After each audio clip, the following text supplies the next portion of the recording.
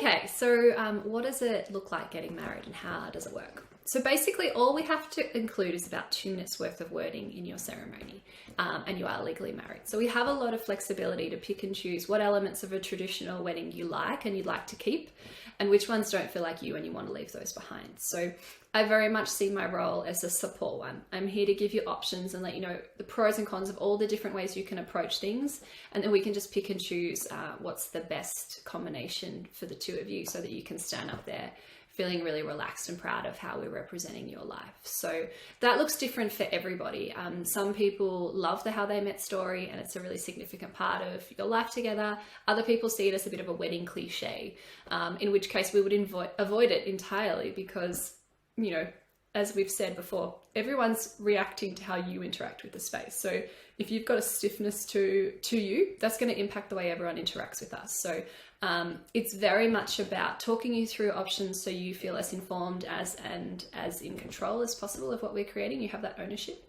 And then having chats to really understand what matters most to the 2 of you. So to get that really great atmosphere, as I keep going back to, it's about it being the truest representation of the 2 of you it can be. So it's really usually through having conversation with you that I get the best sense of what we should be sharing. And that also gives us the best insight into your sense of humor, how you bounce off one another, where your enthusiasm is and what matters most to you. I use as much of your turn of phrase as possible in the ceremony. It doesn't need to sound like how I want to talk about you. It needs to sound like you, so it feels right to you and it feels right to all of your guests who are there with you and know you best.